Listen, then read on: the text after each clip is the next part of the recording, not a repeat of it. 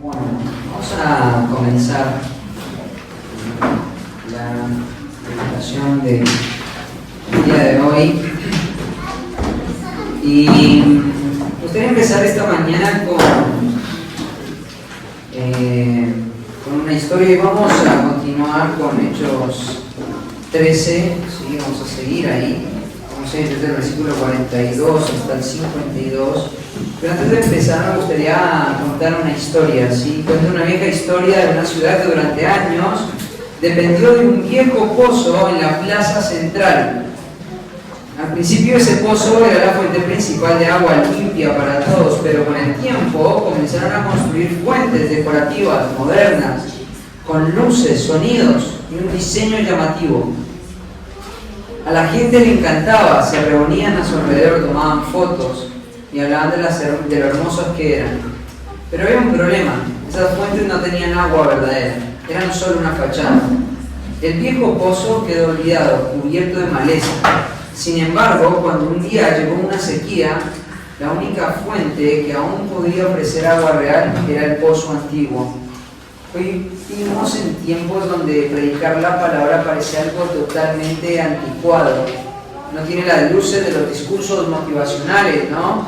Ni la música emocional de algunas plataformas, ni el atractivo viral de las redes, pero cuando el alma del hombre tenga sed verdadera, solamente la palabra de Dios podrá saciarla. No es atractiva para el mundo, pero es la única que da verdaderamente vida, ¿no? Eso es precisamente lo que vamos a estar viendo en esta mañana. Así que acompáñenme al libro de los Hechos, capítulo 13, versículo 42 al 52. Dice así la palabra del Señor. Cuando salieron ellos de la sinagoga de los judíos, los gentiles le rogaron que el siguiente día de reposo les hablasen de estas cosas. Y despedida de la congregación, muchos de los judíos y de los prosélitos piadosos siguieron a Pablo y a Bernabé, quienes hablándoles les persuadían a que perseveraran en la gracia de Dios. El siguiente día de reposo se juntó casi toda la ciudad para oír la palabra de Dios. Pero viendo los judíos la muchedumbre, se llenaron de celos y rebatían lo que Pablo decía, contradiciendo y blasfemando. Entonces Pablo y Bernabé, hablando con denuedo, dijeron: a vosotros, a la verdad, era necesario que se os anunciase primero la palabra de Dios. Mas puesto que la desecháis y no os juzgáis dignos de la vida eterna, he aquí nos volvemos a los gentiles. Porque así nos ha mandado el Señor diciendo: te he puesto para luz de los gentiles, a fin de que seas para salvación hasta lo último de la tierra. Los gentiles, oyendo esto, se regocijaban y glorificaban la palabra del Señor, y creyeron todos los que estaban ordenados para vida eterna. Y la palabra del Señor se difundía para toda aquella provincia. Pero los judíos instigaron a mujeres piadosas y distinguidas y a los principales de la ciudad, y levantaron persecución contra Pablo y Bernabé y los expulsaron de sus límites. Ellos entonces, sacudiendo contra ellos el polvo de sus pies, llegaron a Iconio, y los discípulos estaban llenos de gozo y del Espíritu Santo. Hoy vamos a continuar con la descripción de lo que sería el primer viaje misionero de Pablo. Y como lo vimos el domingo pasado, vimos las marcas de un ministerio guiado por el Espíritu Santo, ¿no? Acá el autor del libro de los Hechos, Lucas, nos está mostrando que a pesar de que estos hombres habían sido señalados por el Espíritu Santo, a pesar de que estos hombres habían sido señalados por Dios para la obra del ministerio, Esto no quería decir que las cosas iban a salir bien. Muchas veces tenemos que entender que cumplir la voluntad de Dios, hacer la voluntad de Dios, va a implicar muerte para nosotros mismos. Ahí cantábamos en las canciones mucho de esta realidad espiritual a la cual el Señor nos ha llamado, ¿no? Aún en medio del sufrimiento, aún en medio del dolor, aún en medio de la persecución, aún en medio de la adversidad, ¿cierto? Nuestro llamado es: yo voy a seguir fiel al Señor, ¿no? Y esto es lo que vamos a ver acá, ¿no? Una vez que vimos el llamamiento de Bernabé y de Pablo y de Bernabé, siendo claramente señalados por el Espíritu Santo, inmediatamente lo que Lucas va a hacer es contarte cuál es la reacción que va a haber o cuáles van a ser los desafíos que un hombre llamado al ministerio va a enfrentar. No sé de qué tipo de lugar, de qué tipo de Biblia se nos podría ocurrir que haya lugar para pensar que un cristiano debería vivir teniendo la expectativa de que vivir una vida entregada a Dios va a ser una vida afable, llena de paz y de comodidad. Totalmente lo contrario, el ejemplo que encontramos en las Escrituras. Ahora, nosotros vimos que también hay una estructura en este pasaje, ¿cierto? Y podríamos decir que todo lo que leímos entre el versículo 4 hasta el 41 podría ser una gran introducción de lo que Lucas quiere realmente hacer. Mira, es interesante la estructura de este pasaje. Podríamos decir que la primera parte de la escena es la que se describe entre los versículos 13 y 41 como si fuese una introducción, ¿no? Pero la estructura de la trama se ve o se percibe más claramente de la siguiente forma. En el versículo 42 al 52 vemos que la escena está en la etapa del equilibrio, ¿sí? Después podemos ver que ese equilibrio se compromete en los versículos 44 al 45. En los versículos 46 al 47 vemos que se hace un intento de restitución del equilibrio, y después, a partir del versículo 48 hasta el 52, vemos la restitución de ese equilibrio, ¿no? Estamos viendo que claramente esta narrativa sigue los lineamientos de una historia del primer siglo. Y nos encontramos ahí, en este texto, ¿cierto? Y la última vez estuvimos hablando acerca de cómo fue la predicación y las características de la predicación de Pablo en el entorno de Antioquía. Ustedes me permiten poner un título a la predicación de hoy, y les vamos a poner el título de la predicación: los efectos de una predicación no muy popular. Los efectos de una predicación no muy popular. Y arranqué con esta historia porque realmente cuando nosotros vemos la predicación bíblica, una de las cosas que nosotros sí debemos esperar es que la predicación bíblica, cuando se efectúa en los términos y siguiendo el modelo apostólico, una de las cosas que van a ocurrir es que van a haber reacciones, todo tipo de reacciones. Y este era un tipo de predicación no muy popular. Esto era algo que no muchas personas querían escuchar. Y hoy vivimos en tiempos así, ¿no? Donde estamos deslumbrados con un montón de fuentes llenas de atractivos, llenas de luces, diseñadas para llamar la atención, pero ninguna de ellas en la facultad de poder brindar agua verdadera. Y hoy vamos a ver a un hombre tomando las Escrituras y predicándolas de manera consistente para que sea la verdadera agua que puede saciar el alma. Entonces vamos a arrancar ahí en el versículo 42, y en primer lugar, el primer efecto que vamos a ver de una predicación no popular, el primer efecto es: estimula la perseverancia de los que escuchan. Antes de introducirnos en este punto, hay algunas cosas que son llamativas en cuanto a la descripción de la predicación de Pablo y los paralelismos que tiene con la predicación de Pedro del capítulo 2. Mirad, en primer lugar, en Hechos 2.5 se nos dice que la predicación de Pedro fue dada a una audiencia diversa. Acá en el capítulo 13, versículo 15b, también podemos ver de que hay diversidad, hay judíos, hay prosélitos y hay personas que temen. En Hechos 2 podemos ver que los apóstoles aprovecharon las oportunidades para la predicación. Esto lo podemos ver en Hechos 2.14, cuando todo el mundo se agolpó y escuchó el estruendo de la llegada del Espíritu Santo. La gente se agolpó alrededor de Pedro y de los discípulos, de esas 120 personas que estaban ahí. ¿Y qué hizo Pedro? Que a su nombre llenó el Espíritu Santo, que a su nombre, que ha estado 10 días entregado a la oración, que a su nombre, que ha sido instruido por Cristo, predica la palabra. Ahora, Acá en Hechos 13, versículo 16, también vimos que el líder de la sinagoga les preguntó si tenían alguna palabra de exhortación, y ¿qué hizo Pablo? Aprovechó la oportunidad para predicar la palabra, y vimos las características de esa predicación, ¿no? La predicación de Hechos 2 se apoya en las Escrituras, ¿no? Podemos ver textos del Antiguo Testamento a lo largo de todo el pasaje de Hechos 2. Por ejemplo, Hechos 2, 17 al 21 cita el pasaje de Joel. Tenemos dos salmos citados en Hechos 2, 26 al 28 y en Hechos 2, 24 al 35.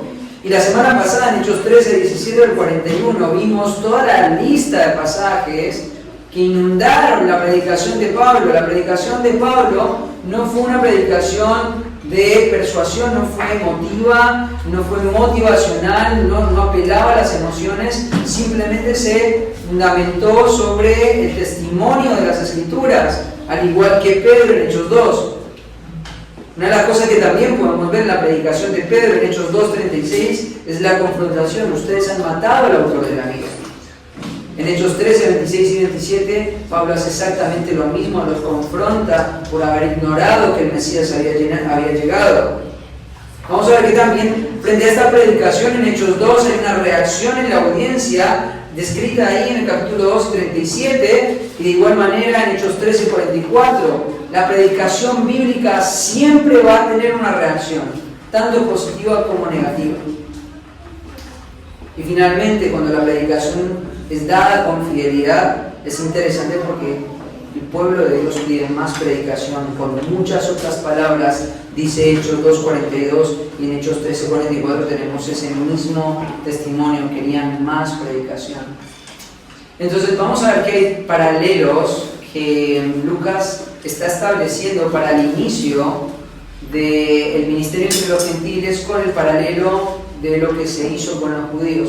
Y esto establece un principio muy importante: sin importar la etnia, sin importar la cultura, sin importar la formación, el trasfondo, sin importar la preparación educativa, económica o social que una persona pueda llegar a tener, sin importar de que se trate de una colonia romana o en un lugar enteramente judío, sin importar ninguno de esos factores, los apóstoles siempre entendieron que la necesidad más grande que tenían sus audiencias era de la predicación bíblica, siempre. Ahora, hoy tristemente, lo que nosotros estamos viendo en el modelo de muchas otras congregaciones es que las necesidades que el Señor está poniendo por delante en su palabra están siendo redefinidas por ideas de lógica humanista que está poniendo al hombre en el centro y no la gloria de Dios en el centro. Pero cuando nosotros vemos el ejemplo de los apóstoles, quedamos acorralados en decir, esto es lo único que nosotros debemos procurar como iglesia. Ahora, vamos a ver qué es lo que está diciendo el texto, ¿no? Y arranca ahí diciendo, entonces saliendo.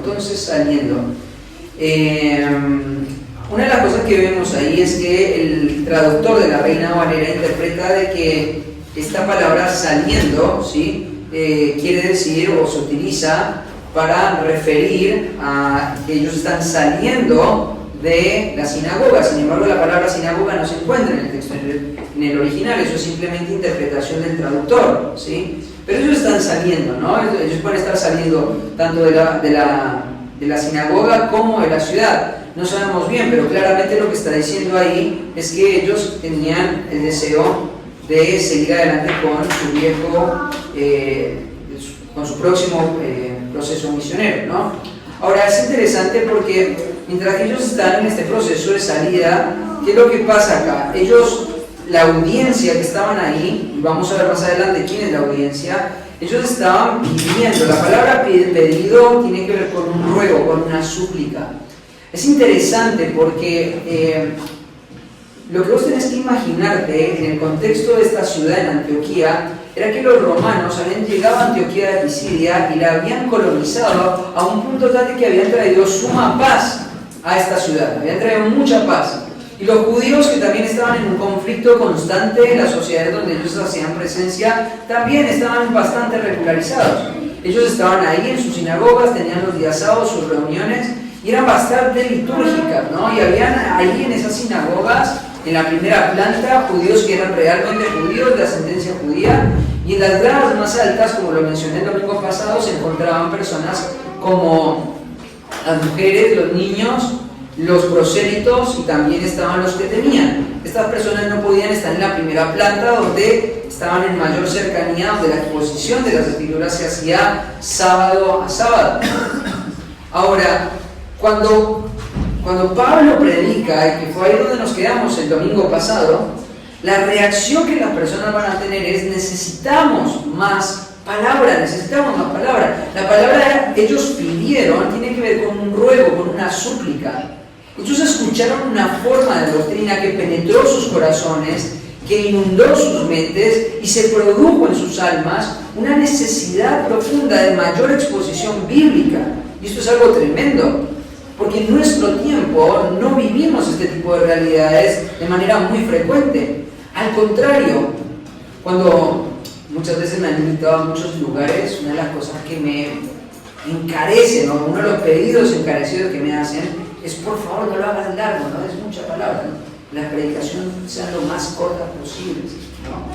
Hace poquito tiempo nos invitaron a dar unas clases en un seminario, y lo que me pedían es: por favor, no más de media hora, porque la gente no tiene la capacidad de retener más que eso en media hora. Sin embargo, la realidad de estos creyentes, después de escuchar una vasta exposición que Lucas nos resume, está inundada de textos bíblicos, cuando terminan, ¿sabes qué ocurrió? Ellos deseaban más, les rogaban. La palabra rogar o la palabra pedir tiene que ver con una súplica, tiene que ver con un llamado de auxilio. Esta era la palabra que se utilizaba cuando una persona estaba en peligro y gritaba desesperadamente por ayuda. Dios estaba obrando en los corazones, porque Dios se complace y se deleita en el hecho de que su palabra sea proclamada. Y contrario a lo que muchos líderes están tratando de hacer hoy, de tratar de alivianar el mensaje o reducir el mensaje para centrarse en las emociones de las personas, acá Pablo no se redujo a eso, siguió predicando con fidelidad, y el efecto es un efecto sumamente sorprendente. La gente le pide más. Esto es algo que a mí me emociona, pensar en una forma de ministerio donde la palabra sea el centro, donde Dios se glorifique por medio de la exposición, pero donde hayan personas que están deseando más y más exposición de las Escrituras. Esto es una tremenda bendición, y este es el pedido que yo hago domingo a domingo por mi iglesia, que nuestra iglesia, que cada uno de nosotros, incluyéndome a mí, tengamos este efecto frente a la predicación de la palabra, frente a la exposición. Queremos más, deseamos más, rogamos que nos den más. Este pedido de auxilio no tenía que ver con una conversación barata o con un discurso empático. Mira lo que decían, sino que ellos querían que les hablaran de estas palabras. Es interesante porque el texto griego está indicando que eran estas las palabras que ellos querían escuchar. Eran estas las palabras que ellos querían oír. Es interesante porque a lo largo del tiempo nosotros llegamos a la carta de los Gálatas. La carta de los Gálatas está dedicada precisamente a estos primeros creyentes, a estos creyentes convertidos en Perge, en Antioquía, en Listra, en Iconio, en Derbe. Esas son las iglesias de Galacia. Pablo no hablaba de una manera ligera, él hablaba de una manera teológica y muy profunda. Y cuando estas personas escucharon este tipo de mensaje, lo que ellos dijeron es: queremos más esas palabras. Ese es el tipo de palabras que nosotros necesitamos, consistentes. Es interesante porque la palabra que se utiliza ahí no es la palabra logos, que es la palabra común para la palabra palabra, sino la palabra rema. Y esta es una palabra que tiene que ver con testificar, tiene que ver con orden, tiene que ver con sistematizar. Es la esencia del pensamiento expresado. Seguramente lo que estaba ocurriendo era que esta audiencia estaban cansados de escuchar las enseñanzas litúrgicas y llenas de legalismo que no llevaban a ningún lugar. Y de repente vino un hombre con la predicación bíblica, con la predicación fiel de la palabra, con el verdadero mensaje de Dios, y esto produjo sed de las personas. Es interesante lo que dice John MacArthur con respecto a este pasaje. Mira el comentario que da. Dice: el sermón sacudió por completo la ciudad. Fue quizás el acontecimiento más devastador y demoledor que jamás había vivido Antioquía. Como muchas otras ciudades, esta se había esforzado bajo su liderazgo por mantenerse en un equilibrio sereno y estable. Pero la predicación de Pablo rompió totalmente esa armonía. Antes de que nos sorprenda demasiado, recordemos que el Evangelio, cuando se proclama con pureza en medio del pecado y en un contexto donde hay personas no salvas, inevitablemente produce resultados que pueden ser profundamente perturbadores.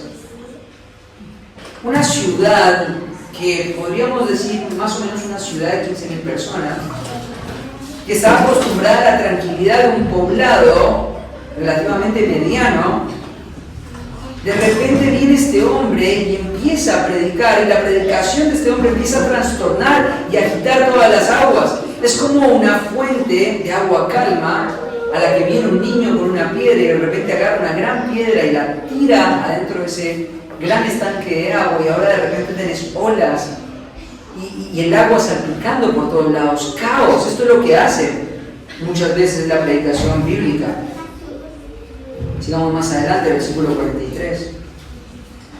Pero desatados de la sinagoga. Yo te estoy leyendo un poquito la traducción que he venido haciendo del texto. Y es interesante porque ahí en el versículo 43 dice desatados de la sinagoga.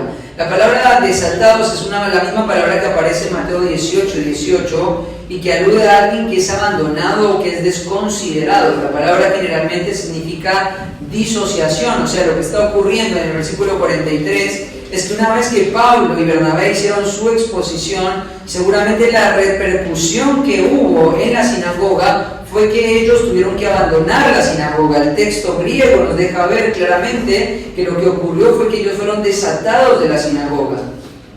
Pero a pesar de que ellos fueron reprobados seguramente por los líderes de la sinagoga, muchas de las personas y muchos de los judíos les acompañaron.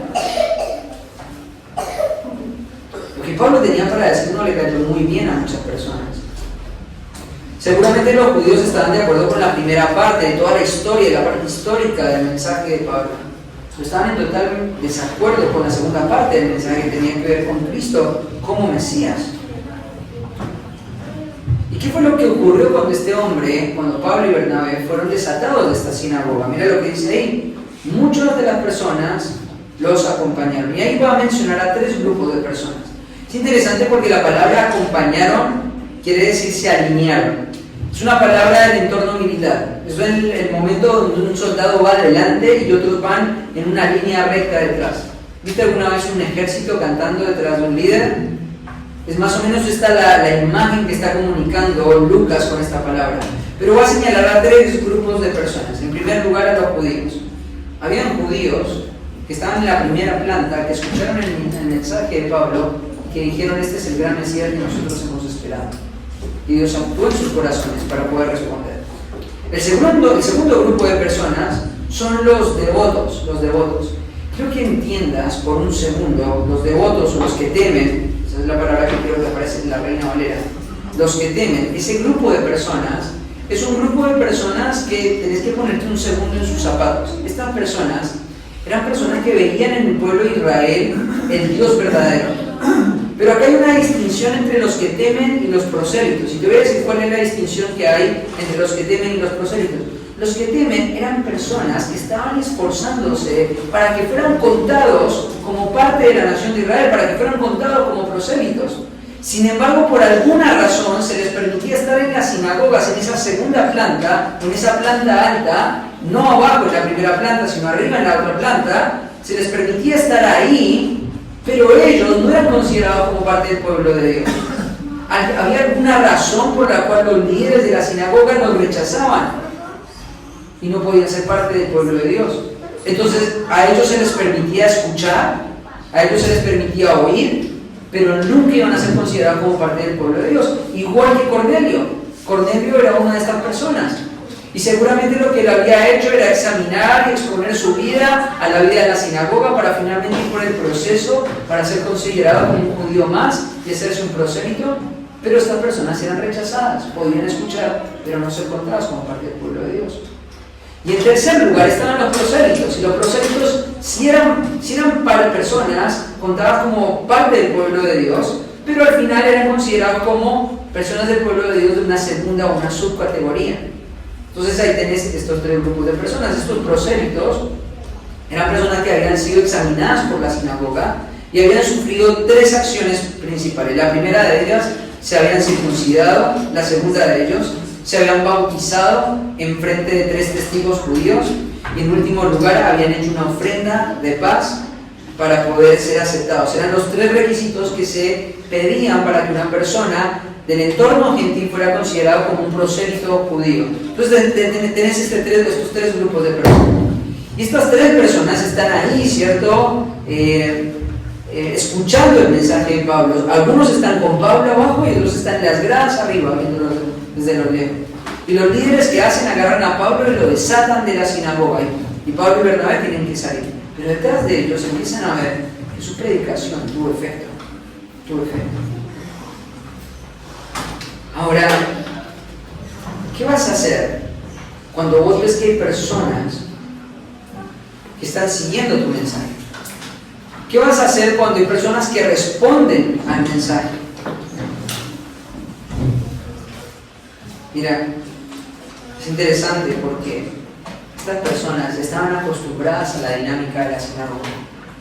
Estas personas ya estaban acostumbradas a la liturgia de la sinagoga. Todos los sábados iban, todos los sábados escuchaban la lectura de las escrituras. La semana pasada hablamos de la estructura. Ellos tenían un esquema de cómo era la vida religiosa, pero de repente escucharon algo distinto. Y esto los iba a poner en conflicto. ¿Sabes una cosa? Aunque MacArthur nos dice ahí de que se había logrado la paz en esta región, la predicación de Pablo trajo un gran caos. Y esto es precisamente lo que el Señor Jesucristo anticipó en Mateo capítulo 10:34. El Señor Jesucristo dijo en Mateo 10:34: no crean que he venido para traer paz a la tierra, no vine a traer paz sino espada. Y esto es un efecto que muchas veces el Evangelio trae, ¿no? Estas personas estaban habituadas a la tranquilidad, a la pasividad, a la liturgia, a las costumbres. Todo parecía muy rutinario, una ciudad, un poblado medianamente escondido, una colonia resguardada por la protección de Roma. La estabilidad era lo que la caracterizaba, y de repente vienen estos dos hombres judíos débiles a dar un mensaje que agita toda la ciudad, y ahora se van a dividir las aguas.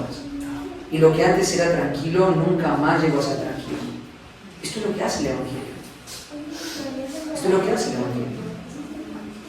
Es interesante porque esta semana estábamos hablando con el grupo de hombres ahí en el grupito de rendición de cuentas. Estamos leyendo un libro, y una de las cosas que dice el autor en el libro que estamos leyendo es que no podemos tener éxito en el ministerio si estamos todo el tiempo tratando de cultivar una mentalidad de paz.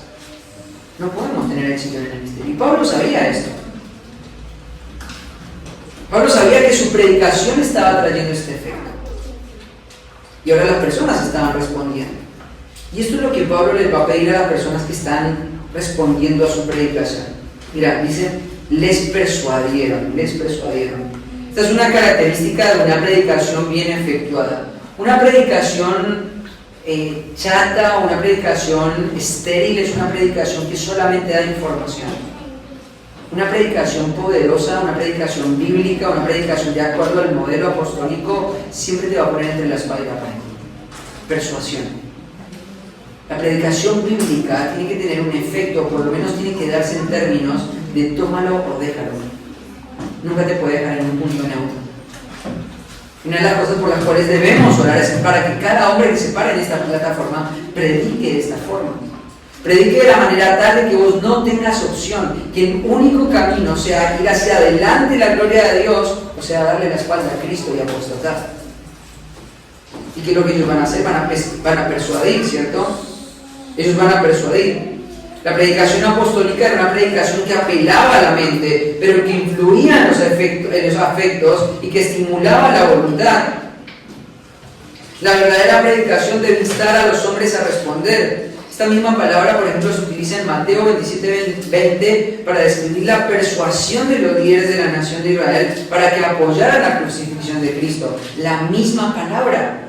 Esta palabra se utiliza para mostrar la influencia que los líderes tenían sobre el pueblo y cómo el pueblo bajo esa influencia terminó clamando y siendo partícipes del asesinato de Cristo. De una manera positiva, el predicador debe persuadir a su audiencia a que abandone su paz, a que abandone su comodidad para responder en obediencia al mandato de Cristo.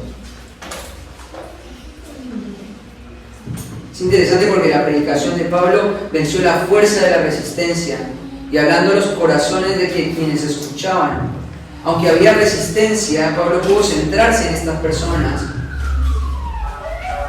a que persiguieran lo que debían perseguir. ¿Y qué es lo que les va a persuadir? ¿De qué es lo que les va a persuadir? Es interesante porque mira lo que dice ahí, a permanecer en la gracia de Dios. Y acá me quiero detener un tiempo. Es interesante porque la idea de que Lucas nos diga de que Pablo los estaba persuadiendo a que perseveraran, quiere decir que ellos ya estaban en la fe, en la gracia, ¿no? No se puede perseverar en estar en un lugar donde no has estado antes, ¿no? Ellos ya estaban en la gracia. Pero la pregunta que surge es, ¿por qué Pablo instaría o persuadiría a estas personas a que perseveren en la gracia si ya están en la gracia? Bueno, por una simple razón. Una persona que verdaderamente ha entendido la gracia es una persona que, si verdaderamente está en el campo de la gracia, está bajo la tutoría de la gracia, si está marcado por la gracia salvadora del Señor, hay una característica que va a haber en su vida y es la perseverancia. Ahora, quiero decirte una cosa, de ninguna manera creo en la doctrina de la pérdida de salvación. No lo creo. Las Escrituras hablan de manera clara y consistente acerca de que una persona que llega en la gracia es resguardada en la gracia y está segura en las manos de Dios. Pero también de manera consistente las Escrituras enseñan que una persona que verdaderamente ha llegado a la gracia salvadora es una persona que persevera en esa gracia. Quiero que leas conmigo Tito capítulo 2. Tito capítulo 2.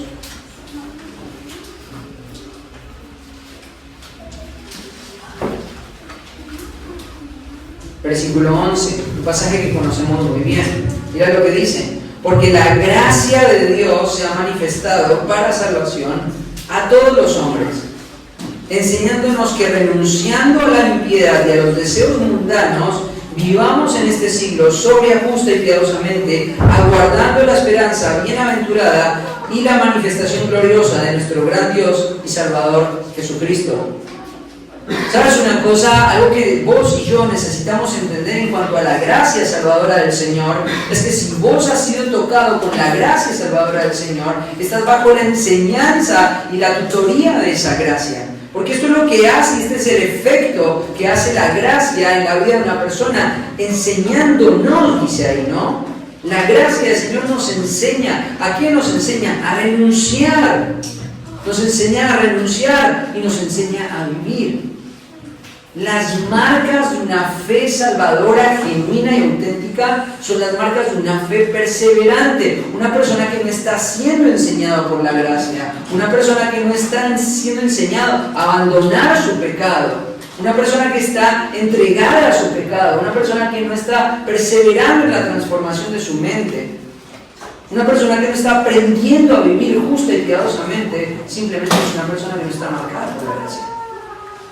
Por más de que vos te percibas cristiano, te sientas cristiano, si este efecto transformador en tu vida no se está viendo, por más de que sea muy claro ese aparente momento de conversión, no es real, no es genuino. Y Pablo va a decir que él va a persistir, va a insistir y va a persuadir a que las personas que ahora han creído en la gracia de Dios perseveren en esa misma gracia. Esta es una marca, esto es una evidencia de alguien que ha sido verdaderamente salvado. Es interesante lo que nos dice 1 Juan capítulo 2, versículos 15 al 19. No amen al mundo ni nada de lo que hay en él. Si alguien ama al mundo, el amor del Padre no está en él.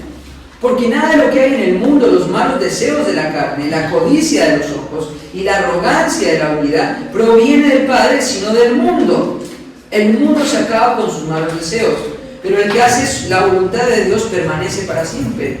Queridos hijos, esta es la hora final, y así como ustedes oyeron que el anticristo vendrá, muchos son los anticristos que han surgido ya. Por eso nos damos cuenta de que esta es la hora final. Aunque salieron de entre nosotros, en realidad no eran de los nuestros. Si lo hubieran sido, se habrían quedado con nosotros. Sus salidas sirvió para comprobar que ninguno de ellos era de los nuestros. No está hablando de que ellos cayeron o que perdieron algo, nunca lo fueron. Nunca lo fueron. Las marcas de una fe genuina es una fe perseverante. ¿Sabes una cosa? Hay muchas personas que resisten esta idea. Hay muchas personas que dicen que simplemente con haber repetido una oración en algún momento o por haber tenido un manojo de emociones en algún momento de su vida es suficiente para ser salvo el resto de la eternidad. Sin embargo, en la teología del Señor Jesucristo esto no era posible. Mirá lo que dice Lucas capítulo 8, versículo 9 al 15. Hablando de la parábola del sembrador, sus discípulos le preguntaron qué significa esta parábola, y él les dijo: a ustedes se les concede conocer los misterios del reino de Dios, pero a los otros se les hablan parábolas para que viendo no vean y oyendo no entiendan. La parábola significa lo siguiente: la semilla es la palabra de Dios. Las semillas junto al camino son las que oyen, pero que luego viene el diablo y se les quita del corazón la palabra para que no crean y no se salven. Y las que cayeron sobre la piedra son los que a oír la palabra la reciben con gozo, pero como no tienen raíces, crecen por un tiempo, pero al llegar la prueba se apartan. Las que cayeron entre los espinos son las que oyen, pero se alejan y son ahogados por las preocupaciones, la riqueza y los placeres de la vida y no dan fruto. Pero la semilla que cayó en buena tierra representa a los que con corazón bueno y recto retienen la palabra oída y dan una buena cosecha porque permanecen firmes. Permanecen firmes. ¿Te das cuenta?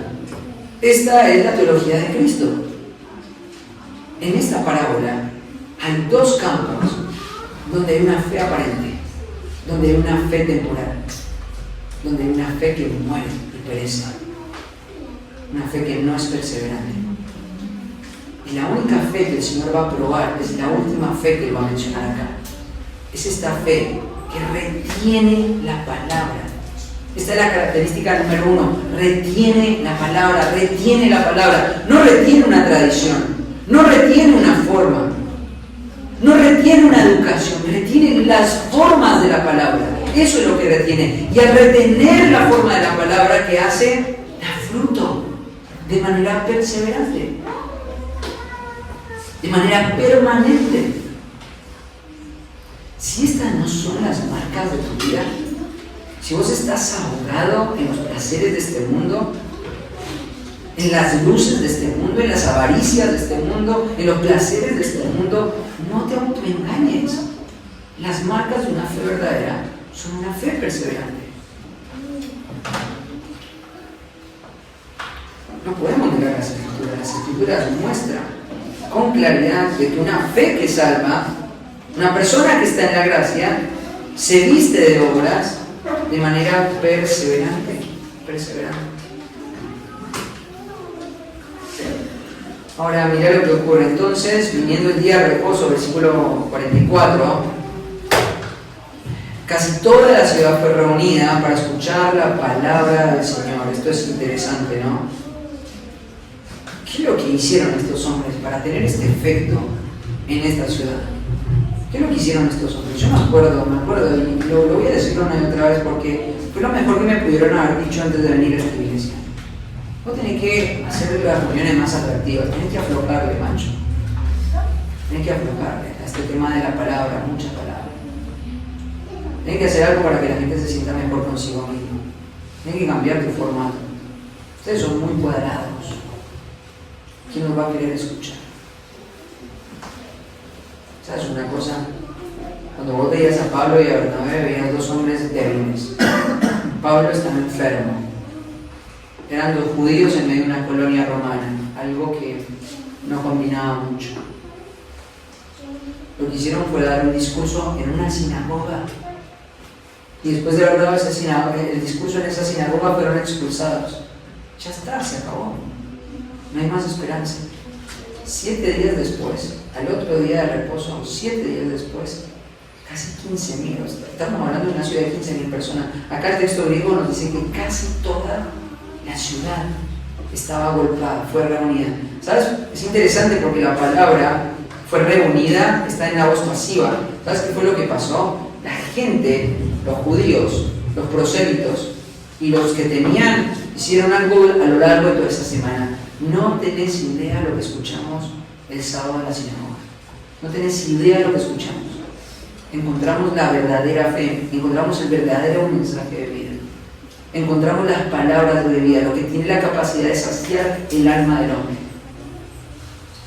Esos hombres impactados por la predicación tuvieron un efecto verdadero y eso se empezó a propagar como si fuera una epidemia en toda esa población. Y casi toda la ciudad estaba golpeada solamente para una cosa: escuchar la palabra. Cuando a mí me preguntan cuáles son las estrategias que voy a utilizar para fundar una iglesia, te voy a decir cuál es mi estrategia: predicar la palabra. Cuando yo pienso en que esta iglesia se multiplique en otras iglesias, ¿sabes qué pienso? En formar hombres para que prediquen la palabra. Eso es todo lo que hay que hacer. Y rogar de que los que escuchan puedan actuar como estos judíos temerosos de Dios y prosélitos. Que salgan a decirle a todo el mundo. ¿Sabes una cosa? Encontré un lugar donde enseñar la verdad. Casi toda la ciudad estaba agolpada simplemente para poder escuchar un mensaje verdadero. Un mensaje con las características que vimos el domingo pasado. Toda la ciudad. ¿Qué era lo que querían? Escuchar la palabra del Señor. Esto es interesante porque Lucas no está diciendo ellos lo querían escuchar a Pablo, ellos lo querían escuchar a Bernabé, porque esto no se trata de escucharlo a Felipe, esto no se trata de escucharlo a Matías, esto no se trata de escucharlo a Macario, esto se trata de escuchar la voz del Señor. Lo que la gente entendió eran: estos dos hombres son simplemente dos hombres débiles, no nos importan ellos, nos importa lo que ellos tienen para decir. La palabra del Señor.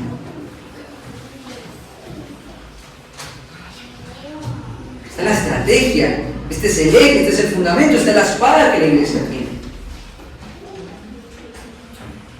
Entonces, una predicación no muy popular. Puse este título porque no es muy popular en nuestro tiempo, no porque no sea popular en las Escrituras, o porque no debería ser lo que deberíamos perseguir, sino que no es popular por nuestro tiempo. Pero estoy irónicamente hablando de la predicación bíblica. La predicación bíblica estimula la perseverancia de los que escuchan. En segundo lugar, produce más pecado en los que se oponen. Versículo 45, mira lo que dice el versículo 45. Pero viendo a los judíos las multitudes, fueron llenos de celos y se oponían por lo que Pablo estaba diciendo, blasfemando. Mira lo que ocurre. Acá hay un efecto. Siempre que la predicación se predica con fidelidad, hay dos efectos. Siempre que la predicación se predica con fidelidad, hay dos efectos. Están las personas que sienten hambre, hay gente que se siente confortada, hay gente que se siente desafiada, hay gente que se siente estimulada, hay gente que quiere seguir adelante. Y por otro lado hay gente que se opone, siempre. Me acuerdo que hace poco tiempo estaba hablando con una de las personas a las que le delegamos discipulado de alguien. Y me decía esta persona: es interesante ver cómo esta persona tiene una tensión en su corazón, pero la tensión más grande que tiene, la tienes porque está en contra de lo que vos estás predicando. Y yo digo, bueno, como predicador tengo que saber que esto tiene que ocurrir. Si lo que quiero es ser un predicador fiel, y hacia eso es hacia donde me estoy estirando, para eso, para lo que me estoy preparando, en eso es lo que me estoy entrenando, tengo que ser consciente de que está este doble efecto. Por un lado, personas que se regocijan en la palabra, personas que quieren ser estimuladas por la palabra, pero por el otro lado, personas que se resisten a la enseñanza, que no quieren escuchar lo que tenemos para decir. Entonces este es otro efecto de esta predicación que en nuestros días no es popular, que lo que hace produce más pecado en los que se oponen. Ellos ya eran pecadores, pero la exposición fue como tirar sangre en un estanque de tiburones. Mira lo que dice ahí. Ellos estaban viendo, ¿cierto? Acá tenemos un contraste, acá tenemos un cambio, ¿no? Hay un contraste. Por un lado hay personas sedientas, ansiosas de la palabra, pero por el otro lado hay un grupo de personas en las cuales la palabra no haya lugar. Es triste ver que vino por parte de los que eran de la circuncisión, los judíos. Es triste ver cómo hay personas que insisten en oponerse a la exposición de las Escrituras. Eso es una actitud perseverante. Es interesante porque esta misma actitud que ellos tomaron, que fueron llenos de celos, fue lo mismo que pasó en Hechos capítulo 5, versículo 17, cuando estaban predicando en el pórtico de Salomón. La misma reacción, fueron llenos de celos. La palabra lleno tiene que ver con control. Los celos los dominaban. Los celos son un resentimiento hacia alguien por una ventaja o una superioridad percibida que tienen.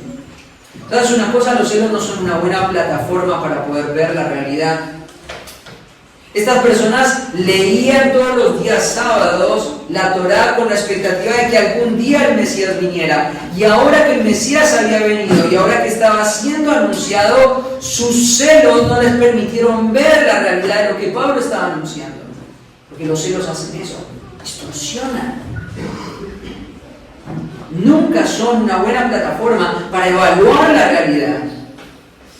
Generalmente una persona que está caracterizada por los celos nunca puede tener la capacidad de discernir entre lo que es falso y lo que es verdadero. Una persona que está caracterizada por los celos no puede distinguir lo que es verdadero de lo falso.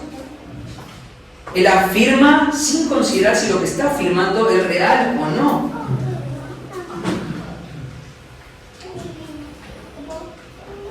Los celos son tan poderosos que pueden hacer que un hombre esté frente al poder mismo de Dios actuando, convirtiendo una gran multitud y aún así no poder verlo ni reconocerlo. Así de poderosos son los celos. Hay un comentarista que se llama Frederick Booker, dice: la envidia o los celos es ese deseo consumidor de que todos los demás sean tan fracasados como lo soy yo. Los líderes de la sinagoga habían ministrado por años, se habían mostrado como los referentes de ese lugar, pero nunca habían causado un efecto como el que Pablo estaba generando acá. Ellos, cuando vieron esto, fueron combativos, fueron rivales, se comprometieron en acabar el ministerio de estas personas. Fue el sentido de competencia que hizo que estos hombres, a partir de esta ciudad, fueran detrás de Pablo por el resto de las ciudades del primer viaje misionero, a un punto tal de que ellos terminaron apedreándolo a Pablo. Eso es lo que hacen los celos. Los celos nunca son pasivos, siempre son activos. Los celos pueden llevar a una persona a hacer cosas realmente irracionales. Alguien diría: tener que estar al vicio para seguir a dos hombres por casi 6 ciudades simplemente para ir murmurando y actuando mal en contra de ellos. Los celos no comen nada más que el mismo corazón del hombre. Los celos nunca enriquecen a un hombre, siempre lo empobrecen. Los celos destruyen la amistad. Los celos son capaces de destruir las relaciones más enriquecedoras. Estos hombres estaban frente a ministros verdaderos que podían haberlos ayudado. Los celos son capaces de opacar las cosas más lindas de toda la vida. Los celos son tortura de los afectos. Los celos niegan la providencia de Dios. Los celos atacan a los demás, pero terminan lastimándose a sí mismos. Los celos son capaces de convertirte a vos en tu peor enemigo. Celos.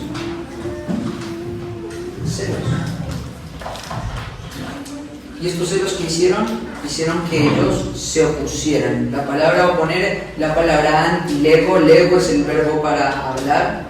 Ellos se oponían, o todo lo que ellos afirmaban, ellos iban detrás, desafirmándolo o negándolo.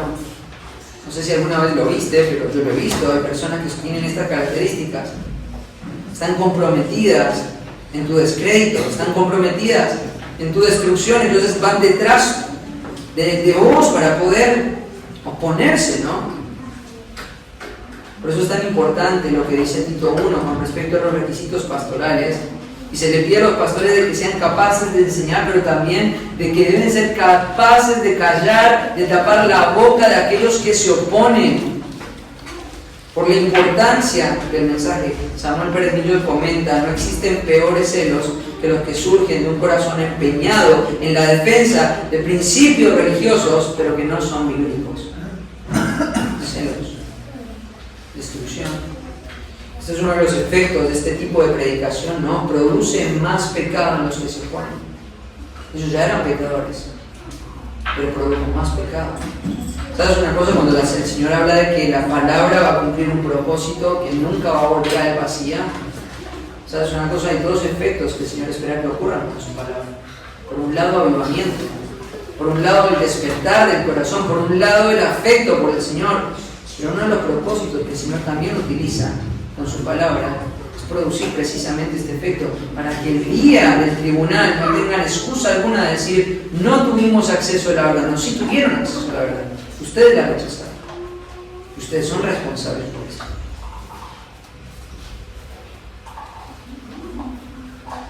Ahora, un predicador no muy popular responde, en tercer lugar, con fidelidad ante la oposición. Responde con fidelidad ante la oposición. Mira lo que decía ahí: hablaron de nuevo, ahí en la Reina Valera lo traduce de una forma muy linda, dice: hablaron con valentía.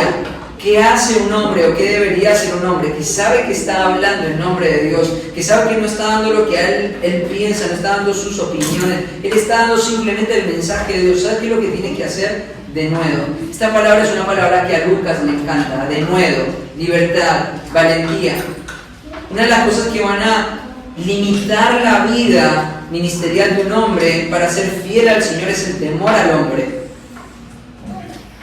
Es uno de los grandes pecados con los que los predicadores tienen que lidiar, los pastores tienen que lidiar, los ministros tienen que lidiar. Muchas veces las cosas que yo tengo para decir, o que un predicador tiene para decir, o que un pastor tiene para decir, no son cosas que las personas quieren escuchar.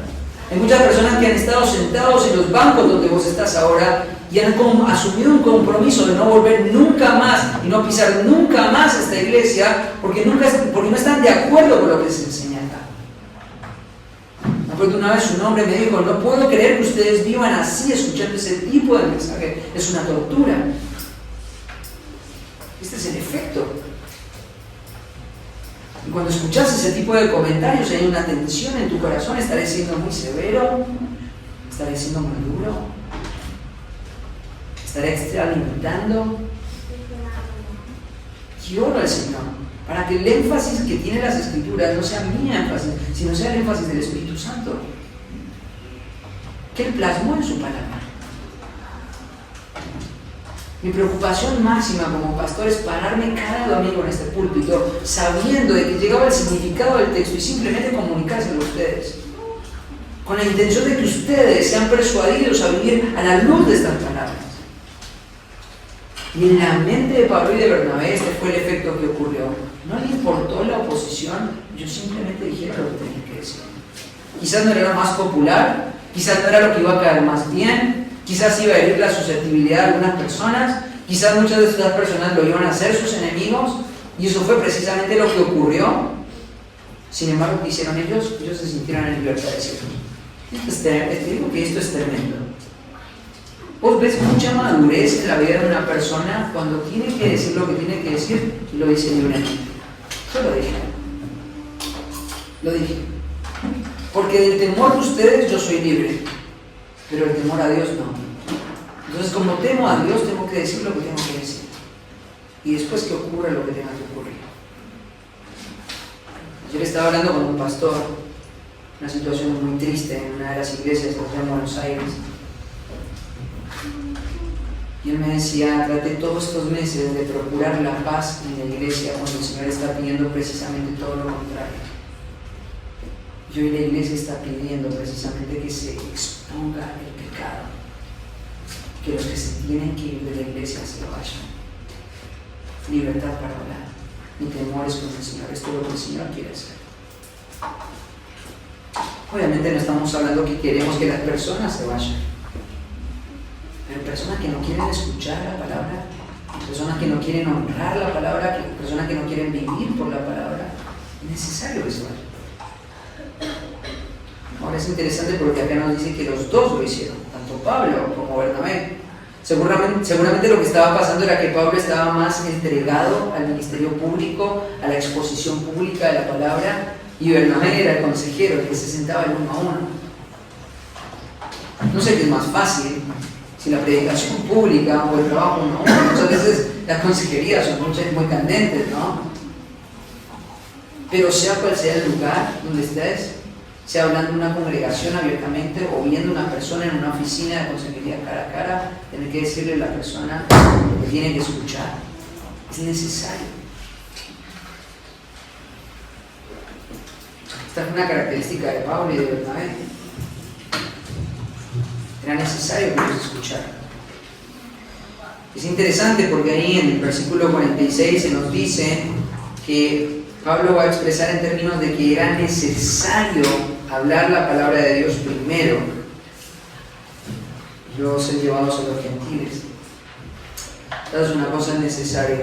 Pablo no tenía ningún compromiso con nadie, solamente con el Señor.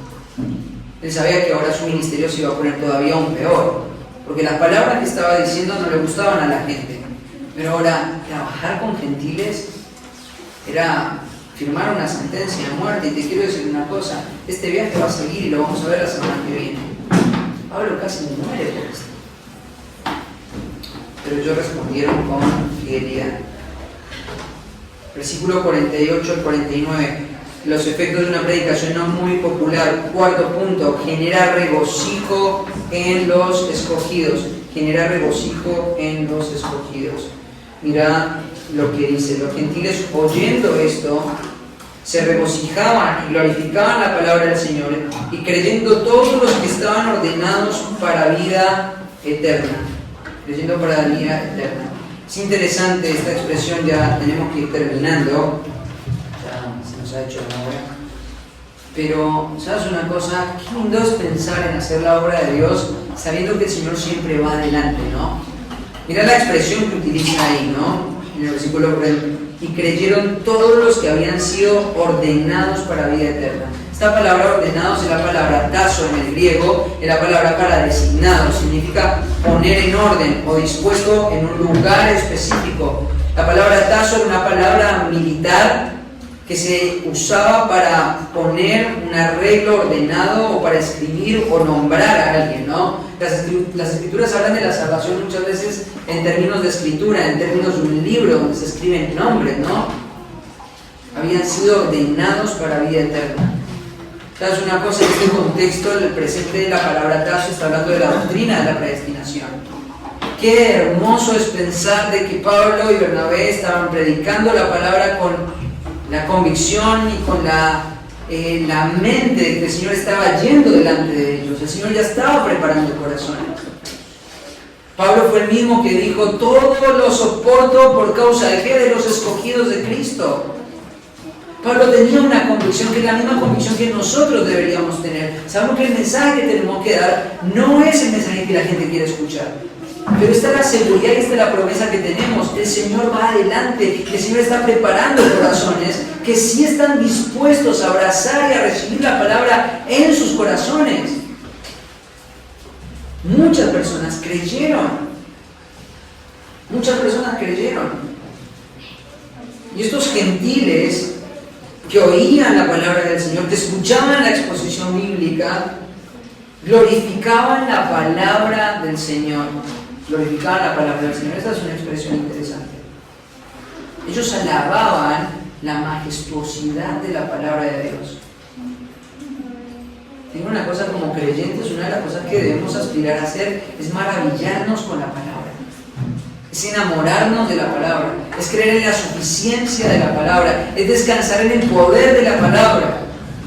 Estos gentiles no tenían ninguna otra fuente de gozo más que la palabra siendo expuesta con fidelidad.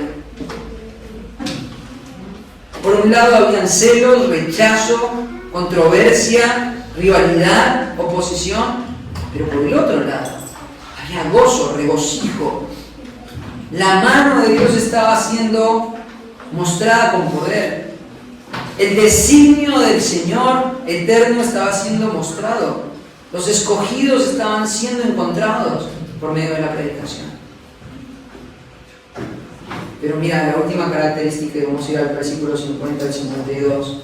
Pero los judíos instigaron a mujeres piadosas y distinguidas de los principales de la ciudad y levantaron persecución contra Pablo y Bernabé y los expulsaron de sus límites.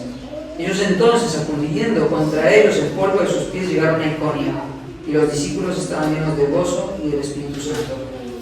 El último efecto que vamos a describir acá, o que vamos a ver que Lucas describe acá, es que la predicación, este tipo de predicación que hoy no es muy popular, sufre la hostilidad del pecado. No solamente va a producir más pecado en los que se oponen, sino que finalmente esos que se oponen van a ser hostiles. ¿Sabes una cosa? Pablo estuvo dispuesto a sufrir la hostilidad de estas personas que se oponían. Pablo estuvo dispuesto a pagar el precio con tal de ser fiel en la predicación de su palabra. ¿Sabes una cosa? Las Escrituras están llenas de ejemplos de hombres que fueron llamados a ser ministros, heraldos del Señor, y que nunca nadie los escuchó. Y nunca, en ningún caso, ninguno de esos hombres es presentado en la perspectiva de la palabra de Dios como un fracaso en el plan de Dios. Nunca. Entonces estos son los efectos que va a generar la predicación. Y como oyente a mí me gustaría preguntarte algo. ¿En qué lado de las aguas te encuentras? Porque esto es lo que hace la predicación, ¿no? Te pone de un lado o de otro. ¿Estás abrazando y recibiendo? ¿O estás resistiendo adentro del corazón? Quizás vos no estás en este punto de querer tirar una piedra, pero quizás en tu corazón hay una tensión. Porque la predicación expone tu pecado, expone tu individualismo, expone tu avaricia, expone tus pecados más profundos, esconde tus vicios, expone tus hábitos, expone absolutamente todo y te incomoda. Hay una tensión ahí adentro de tu corazón. Te voy a decir una cosa. Como creyente tienes que combatir para que tu corazón se prepare para abrazar. Ahora, si tu corazón está en una actitud continua, resistiendo, rechazando, oponiéndote, seguramente no estás perseverando en la gracia de Dios. A pesar de que vos sientas o vamos a usar una palabra, te autopercibas creyente, si vos no estás permitiendo que la palabra entre y te desnude y te exponga, y finalmente en la transformación de tu vida te estés regocijando, habría que preguntar si realmente estás perseverando en la gracia. ¿De qué lado estás? ¿Se está generando más pecado, amargura, rechazo, aislamiento, independencia, silencio? ¿Qué se está generando cuando la palabra se expone? O sujeción, humillación, respuesta, estímulo. Te digo una cosa, no puedes estar en el medio. No hay punto neutro. No hay punto medio. O estás de un lado o estás del otro. ¿De qué lado estás? Si vos estás como estos judíos celosos, cegados por su pecado, pues quiero hacer una invitación. Vení al otro lado. Saltá al otro lado. No estés más ahí. Porque Pablo lo dijo aquí claramente, ustedes mismos se juzgan como no dignos de la vida eterna. Si vos estás viendo una vida estéril, que no responde, que se ha acostumbrado a escuchar y que ahora su conciencia se ha adormecido y a pesar de que está informada, te has habituado al hecho de no accionar, arrepentite. Cambia de lugar. Quizás vos te sentís en un punto neutro. Y ese punto neutro es el punto neutro donde te gustaría estar, donde no siento que estoy cayendo. pero tampoco tengo el ánimo, las ganas de tener que responder a todas estas verdades ahora mismo en mi vida. Tengo otro plan para mí. Quiero decirte, no hay punto neutro. O estás rechazando o estás abrazando. O tu corazón se está cultivando para la palabra, o se está poniendo estéril y se está secando, aunque vos no te des cuenta. ¿De qué lado estás? ¿Crees esta predicación o no la crees? Es una respuesta que el Señor te pide que respondas hoy. ¿Sos como los judíos que rechazaban? ¿Sos como los gentiles que se regocijaban? Que el Señor nos dé la gracia para responder a su palabra con sujeción, humillación, con obediencia. Oremos. Padre del cielo.